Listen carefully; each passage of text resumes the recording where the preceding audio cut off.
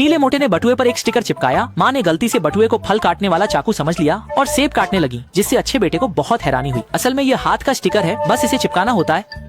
दूसरों की नजर में यह चीज संबंधित वस्तु में बदल जाती है। बटुए पर पानी का शब्द था। माँ ने सोचा कि यह फल काटने का चाकू है, तो बटुआ फल काटने का चाकू बन गया। स्टिकर की ताकत का परीक्षण करने के लिए दोनों भाई पार्क में आए। दायोन ने स्टिकर को कार्ड पर चिपका दिया। कुछ बच्चे पास आकर देखते हैं, कार्ड अचानक से मल में बदल गया। तुम आखिर कर क्या रहे हो? और पार्क के दूसरी तरफ शिजुका के साथ किताब पढ़ रहे हैं। क्या आपको लगता है कि वे एक अच्छे जोड़े हैं?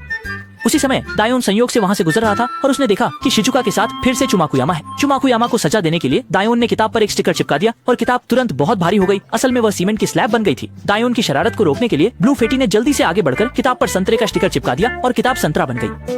देखते ही कि चुमाकुयामा स्वाभाविक रूप से छिलका उतारने वाला है। ब्लू फेटी ने जल्दी से दायोन को धक्का देकर हटा दिया। मैंने तुम्हें उधार दिया था, शरारत करने के लिए नहीं। अभी ज्यादा दूर नहीं गए थे कि शोफू से टकरा गए। दोनों जमीन पर जोर से गिर पड़े। दाचो, तुम्हें दिखाई नहीं देता क्या? बहस के दौरान शोफू के घर की बिल्ली लगातार स्टिकर को खींच रही थी। अचानक शोफू को एक डरावनी बात याद आई। पांगहू खाली जगह पर कॉन्सर्ट करने वाला है। छोटे शहर का बुरा सपना आने वाला है। शोफू ने बिल्ली को उठाया और भागने की कोशिश की। अगले ही पल बिल्ली अचानक से ऑक्टोपस बन गई और मालिक के ऊपर थूक दिया। अरे नहीं, ये तो हाथ का अक्षर स्टिकर था। बिल्ली पर यह अक्षर लगते ही वह ऑक्टोपस बन गई। सच में बिल्ली बहुत प्यारी लग रही थी और वह शोफू को स्ट्रॉबेरी देने की कोशिश कर रही थी। कितनी प्यारी है। ऑक्टोपस बनी बिल्ली दीवार पर अपने चारों पैर मजबूती से चिपका सकती है।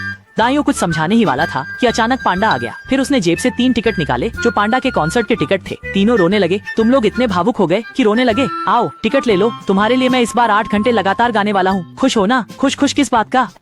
关键时刻，蓝胖子想到了办法，急速拿找贴纸贴在门票上，很快门票的性质就变成了口袋。庞虎拿过一看，还真是口袋。就在庞虎疑惑时，小夫不断感谢他，因为他手上的门票变成了球牌。庞虎相破脑袋都不明白，两人逃过一劫，而大雄还没找到合适的，果然吃了没文化的玉。